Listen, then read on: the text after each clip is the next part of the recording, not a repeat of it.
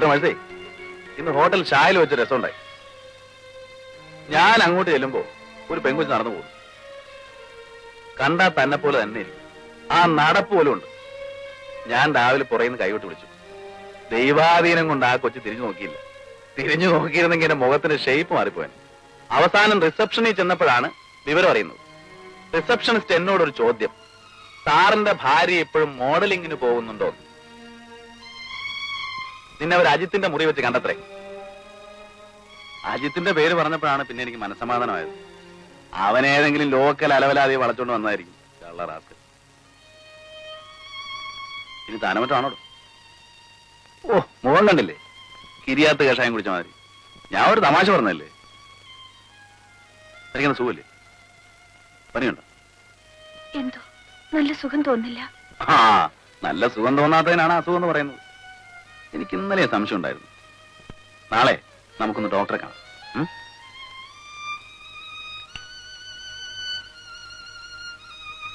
ഉറങ്ങിക്കോ.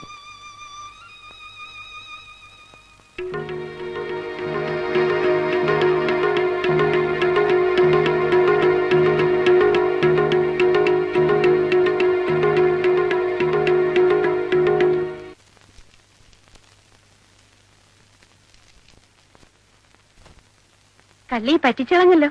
എന്താ സമയം? ചെലവെപ്പോഴാ? തമ്പുരാന്റെ വംശം അന്യം നിന്നു പോകാതിരിക്കാൻ ഒരു അനന്തരാവകാശി പിറക്കാൻ പോകുന്നു. വേണ്ട വേണ്ട, പ്രകടനമൊക്കെ വീട്ടിൽ ചെന്നിട്ട്. ഇതേ ആശുപത്രിയാ.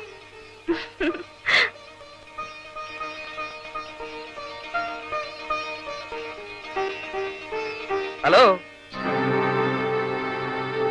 കുറെ പണം തന്നെ ഒതുക്കാമെന്ന് കരുതിയല്ലേ? അന്ന് വലിയ ശീലാവതിയെ പോലെ ഇറങ്ങി ഓടിയല്ലോ. നിനക്കറിയോ, ഒരു വാക്കന്ന് ഞാൻ രവിവർമ്മയോട് പറഞ്ഞിരുന്നെങ്കിൽ ഇന്ന് നീ വീട്ടിൽ കാണത്തില്ല. നിങ്ങൾ എന്തിനാ ഇവിടെ വന്നത്? പോകൂ, പോകാൻ.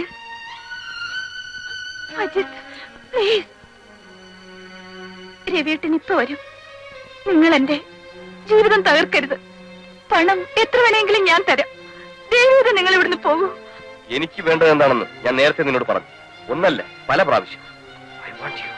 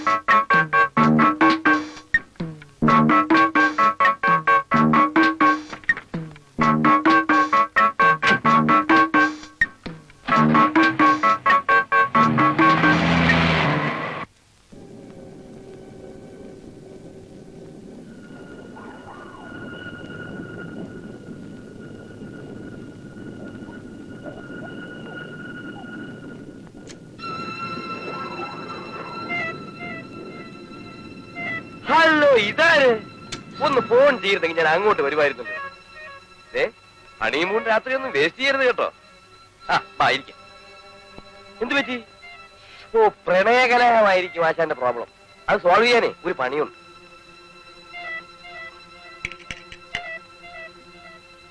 താനും എന്റെ വീട്ടിൽ വന്നിരുന്നോ? ഞാനും ഇല്ല. ഇന്നത്തെ ദിവസം ഞാൻ ഈ വീട്ടിൽ നിന്ന് പുറത്തിറങ്ങിയിട്ടില്ല. തനിച്ചിരുന്ന 5 സിനിമ ഉണ്ട്.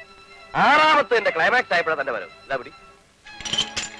നീ ഇന്ന് വീടിന് പുറത്തിറങ്ങിയിട്ടില്ല അല്ലേ? ഞാനില്ലാത്തപ്പോ എന്റെ വീട്ടിൽ നിൽക്കേണ്ട കാര്യം? അതെ, നിന്റെ ഭാര്യ മേഴ്സിയില്ലേ, അവളോട് ചോദിക്കാം. ഞാൻ നിന്റെ വീട്ടിൽ വരുന്ന എന്തിനാണെന്ന് നിനക്കറിയണം അല്ലേ?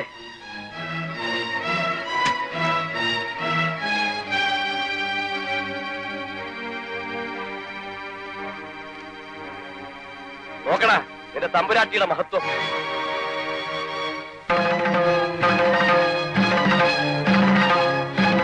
പോരെങ്കിൽ പറ. നീ പറയുന്ന സ്ഥലത്ത് ഞാൻ അവളെ വരുത്താം. കാണുന്നു നിനക്ക്?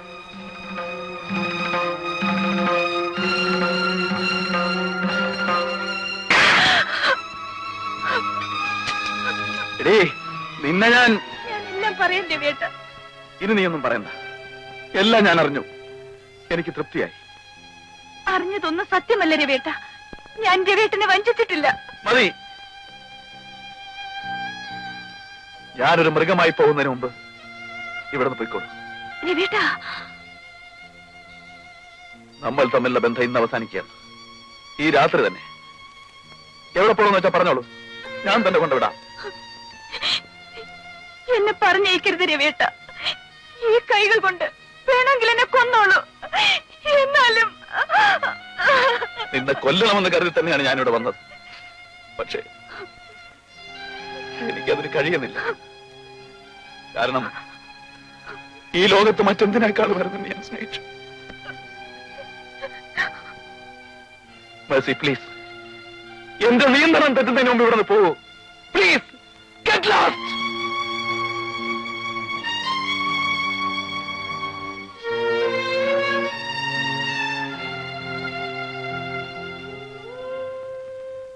കോടതിയിൽ ഞാൻ വീറോടെ കേസ് വാദിച്ചു. പക്ഷേ വിവാഹമോചനം അനുവദിച്ചിരിക്കുന്നുവെന്ന് വിധിയുണ്ടായപ്പോൾ ഞാൻ ആകെ തളർന്നുപോയി.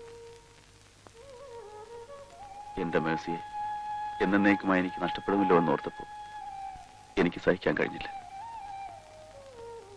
കണ്ണീരോടെ കോടതി വിട്ടിറങ്ങുന്ന മേഴ്സിയെ തിരിച്ചു വിളിക്കാൻ എന്റെ മനസ്സ് കൊതിച്ചതാണ്. എന്തോ അന്ന് എനിക്കതിന് കഴിഞ്ഞില്ല. ഞാൻ വിളിച്ചാൽ എന്റെ മേഴ്സി വരുമായിരുന്നു. പക്ഷെ വിധി മറ്റൊന്നായിരുന്നു. അന്ന് രാത്രി കുറേയേറെ വൈകിയാണ് ഞാൻ വീട്ടിൽ വന്നത്.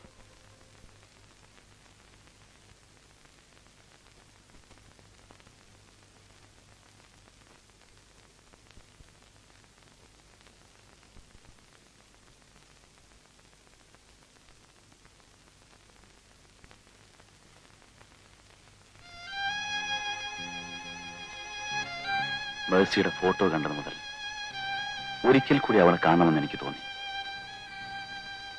വിവാഹമോചനം കഴിഞ്ഞിരിക്കുന്ന സ്ഥിതിക്ക് എങ്ങനെ ഞാൻ അവളുടെ വീട്ടിൽ പോകും? അപ്പോഴാണ് മേഴ്സിയുടെ ഒരു പെട്ടി അവിടെ ഇരിക്കുന്നത് ഞാൻ കണ്ടത്. അത് തിരിച്ചു കൊടുക്കാൻ വേണ്ടിയെങ്കിലും എനിക്ക് മേഴ്സിയുടെ അടുത്ത് പോകാമല്ലോ.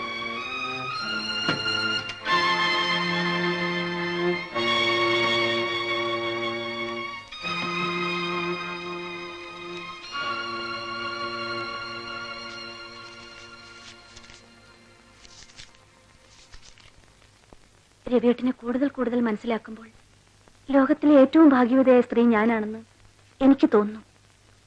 ആ സ്നേഹം അതേ അളവിൽ മടക്കി കൊടുക്കുവാൻ സാധിക്കണേ എന്നാണ് എന്റെ പ്രാർത്ഥന.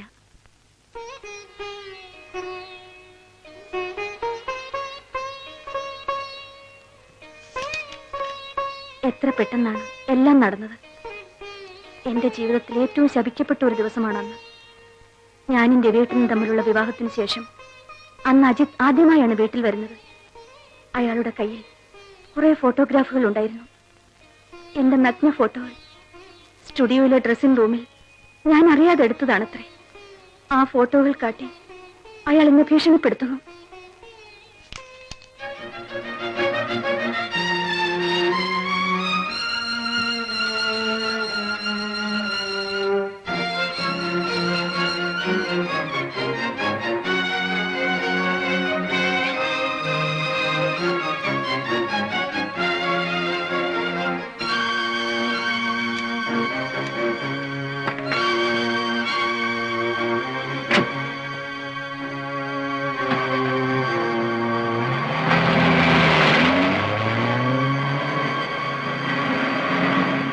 രാത്രിയുടെ നീ ഒറ്റയ്ക്കിരിക്കേണ്ടി വരൂ.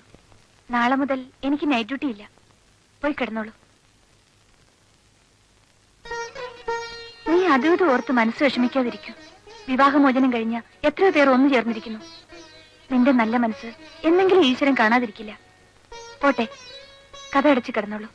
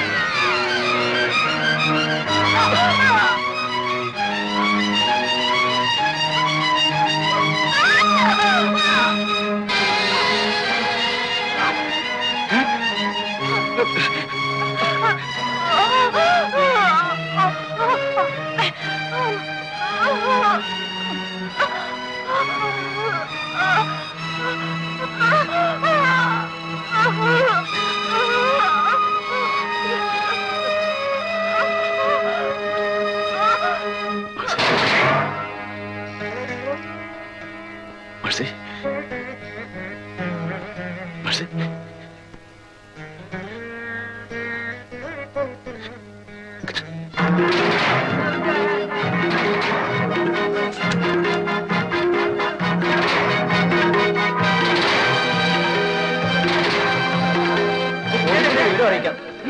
ആരെങ്കിലും പോലീസിനോട് പറ. പോലീസിനെ വിളിച്ചോണ്ട് ആരെങ്കിലും. ഞാനല്ല എന്റെ മേഴ്സിയെ കൊന്നത്.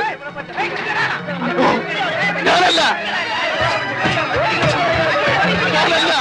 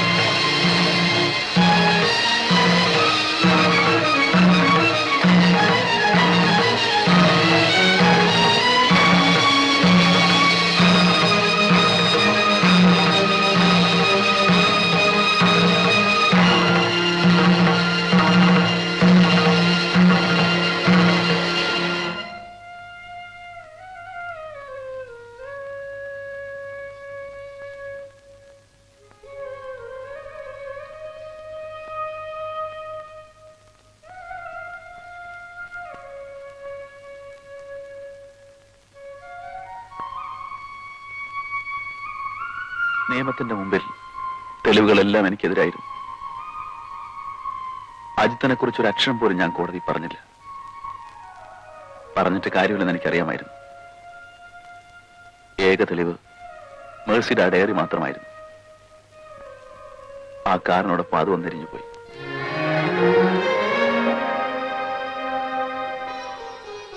മരിക്കാൻ എനിക്ക് ഭയമുള്ളത് കൊണ്ടല്ല ഞാൻ ജയിൽ ചാടിയത്. അജിത്ത് അവനോട് ഇതിന് പ്രതികാരം ചോദിച്ചില്ലെങ്കിൽ എന്റെ മേഴ്സിയുടെ ആത്മാവിന് പോലും ശാന്തി ലഭിക്കില്ല.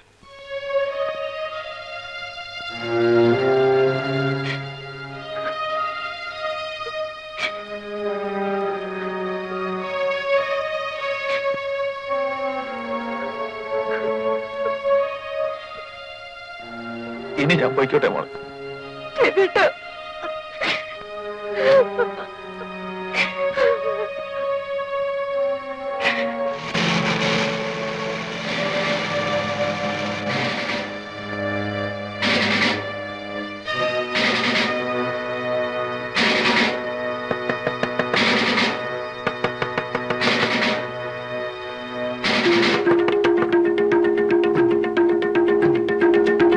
നിങ്ങൾ അപ്പുറത്ത് പോയി പരിശോധിക്കും. വേഗം പോ.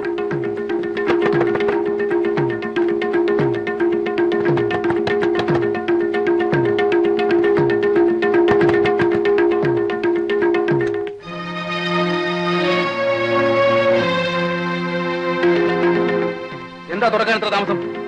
ഞങ്ങൾ ഉറങ്ങുകയായിരുന്നു. നീ പറഞ്ഞ എവിടെ? ഇവിടെ ഇല്ല. കംപ്ലീറ്റ് പരിശോധിക്കും.